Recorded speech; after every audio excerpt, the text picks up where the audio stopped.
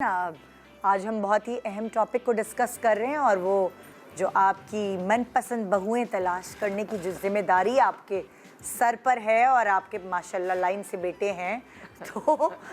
وہ جو لسٹ ہے اس کے لیے ہم آپ کی ہیلپ کر رہے ہیں اور آپ کے دماغ کی بتی تھوڑا کھول رہے ہیں کہ آپ کو کرنا کیا چاہیے. ہم نے بریک پہ جانے سے پہلے میں نے آپ کو ذمہ داری دی تھی ایک کہ بیلنس کیسے رکھا جائے اگر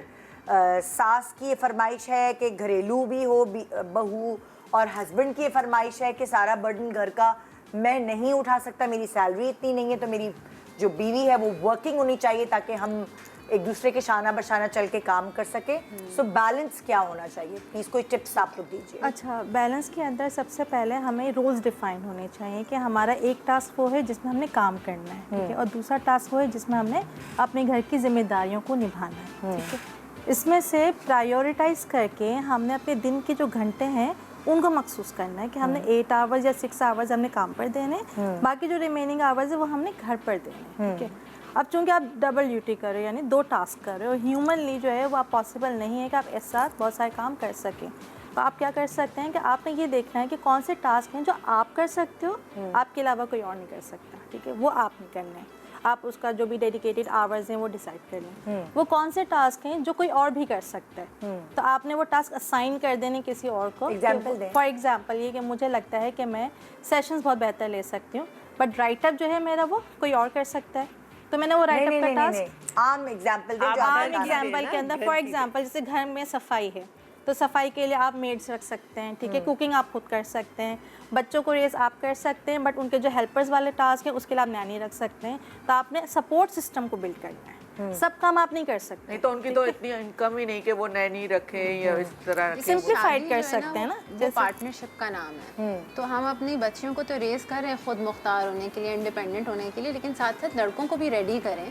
کہ اگر آپ نے مل جل کے کرنا ہے کہ اگر وہ فائنینشیل رسپانسبلٹی ڈیوائڈ کر رہے ہیں, یا تو جیسے میڈ کا ذکر کیا کہ اگر اتنے ہیں ریسورسز کہ آپ کچھ چیزیں آؤٹ سورس کر دیں, باہر سے مطلب کسی کو ہائر کر لیں, تو گو فار دیٹ. لیکن اگر آپ کو لگتا ہے کہ یہ مشکل ہے تو دین اٹ از پارٹنرشپ. جیسے باہر کی کنٹریز میں بھی دونوں لوگ ارن کرتے ہیں اور پھر ہاؤس رسپانسبلٹیز بھی ڈیوائڈ کر لیتے ہیں. چلیں اگر رسپانسبلٹیز میں ٹریڈیشنل کچھ رولز ہیں تو تھوڑا سا یہ احساس بہت ضروری ہے کہ ایک پارٹنرشپ ہے جہاں پر آپ کا پارٹنر کہیں ویک پڑ رہا ہے,